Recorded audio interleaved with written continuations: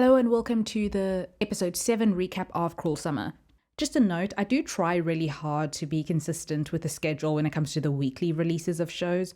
However, sometimes life gets in the way and I have to upload a day or two later, just so you know. Anyway, onto the video. The events of this episode take place on the 31st in each timeline, so one day later, and well, New Year's Eve. In the innocent timeline, Megan feels embarrassed that Luke almost chundered in her face at the party as she was about to kiss him. Isabella says that she should pretend it never happened and she will get a do-over. Plus, it'll make for a great story one day when they eventually do get together. In the winter, Megan asks Isabella how the plunge was. That thing at the beach that she and Luke did together last week. Apparently, it's a tradition to swim in the cold water once a year. Now remember in last week's episode, Luke also told Megan that Isabella made the first move to kiss him. Well, Megan makes a shady comment about Isabella liking things messy, but she doesn't come out and say what Luke told her or ask Isabella about it. In the present day, Megan's lawyer tells her that she's officially being charged. Not in connection with the Luke murder, but for a misdemeanor. They found something on her computer that linked her to the fake IDs. She thinks that this will go on her record and she'll lose her scholarship. She's probably right. She's lucky that she was 17 at the time, otherwise it would have been a felony, as in a worse crime than a misdemeanor. Still, even a misdemeanor is going to ruin things for her. Luke and Megan are doing their New Year's Eve shopping for decorations and food and things, and Megan asks how the vibe was at the plunge, because Isabella initially invited all of them, you know? Megan is still trying to wrap her head around Isabella supposedly kissing Luke, because even though the girls have kind of drifted apart and Megan suspected something, I think she feels that it's still a little out of character for Isabella to outright kiss him. Anyway, Luke says, well, you know how Isabella is. She's always been jealous and she doesn't like it when we do stuff without her. Megan says that she's never felt that. Luke says that maybe Isabella likes it when things are rough between them because then she can swoop in and be the savior and she can get Megan all to herself.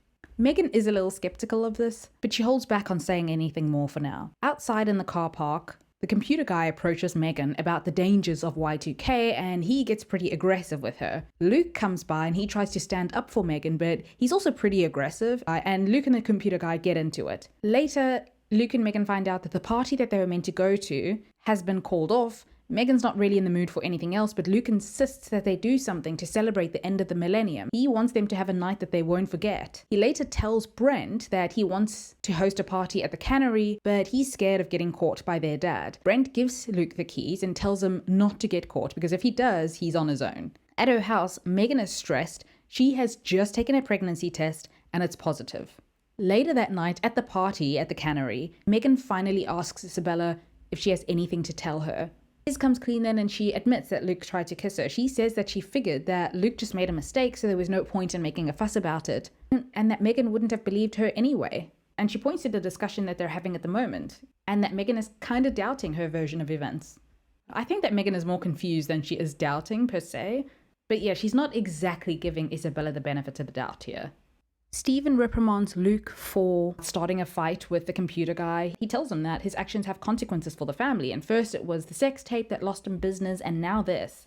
In the present day, Stephen hires a PI, and he has photo evidence that Megan is a hacker, and that's how she makes her money, and it was the computer guy who got her into it. Brent is sitting there as his dad is telling him all of this, and he looks really suspicious. He and his ex-girlfriend know something, I'm sure of it now. Also, if anyone missed it, and thank you to the person who commented this last week, Brent's ex is actually the sheriff's stepdaughter.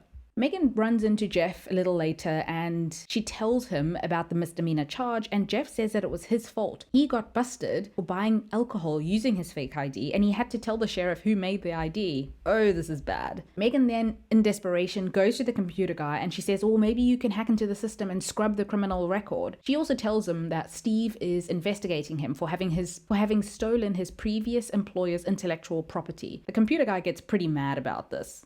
He's not just some eccentric nerd, he's pretty shady, and I'm certain of it that he and Megan are doing some criminal hacking. Although I'm guessing all hacking is actually a crime. In the innocent timeline, Luke comes by and he helps the girls clean up after the party, his birthday party. Megan and Luke go off to clean up the Chambers cabin as well, and they find some old walkie-talkies. They play an old game in the forest that they used to play when they were younger. Megan is actually really adorable when she's not thinking about the crush that she has on him. They have a great friendship. He's giving her those looks though. As in, he's discovered now that he has feelings for her and he's waiting for the moment to make his move. They get separated in the forest for a bit and Luke ends up on Computer Guy's property. Computer Guy is really not happy about it and he warns Luke to stay away after helping him fix the frequency on his walkie-talkie. Brent and Megan talk about the Computer Guy and Brent reminds Megan that he's a bad guy and to stay away. There seems to be some kind of connection between Computer Guy and Brent.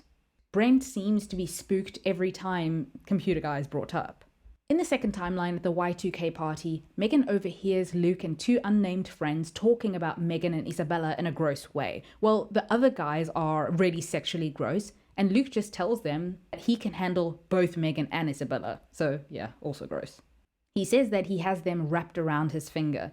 He also brags to the guy that he already made his move on Isabella at the plunge. Megan pulls Isabella to the side and tells her what she heard, and she knows that Luke is a liar. Isabella wants to kind of let it go, she wants to have fun and not let the night go to waste, but Megan says that she wants payback. She wants to make Luke wish that he'd never met them. She goes over to Luke and makes out with him. She's all cheerful, but it's obviously an act.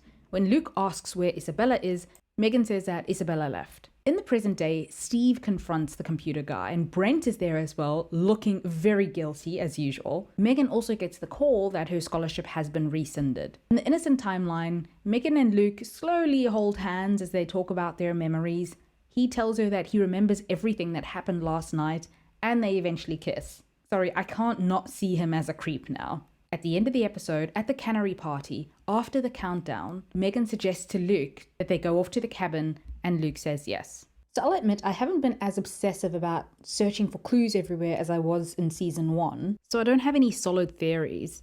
But in this episode, obviously Isabella comes across as the more reasonable one, to the point that I think that her argument with Sarah that night on the beach was her trying to get Sarah not to go into the water. Megan, however, she comes across as quite emotional and she makes really bad decisions. We might have a budding juvenile delinquent on our hands. I mean, the shady business with the Computer Guy, she knows that what she's doing is probably on the wrong side of the law. The fake IDs, I'm going to give her a pass on that because that's a young dumb kid thing to do. Even though, yeah, it is still a serious crime. But changing her grade, yeah, that's deeply dishonest and also potentially a crime. Do I think that she killed Luke? Absolutely not. Or this plan that she's hatched up now to get payback and hurt him back for kind of humiliating her and lying falls apart and it results in Luke's accidental death. The big question is, how are Brent and Computer Guy involved? Because they definitely are. Or they're connected by something unrelated to the crime, but Computer Guy being exposed in any way kind of puts Brent in some kind of jeopardy. And yeah, Isabella was also a willing participant on that night.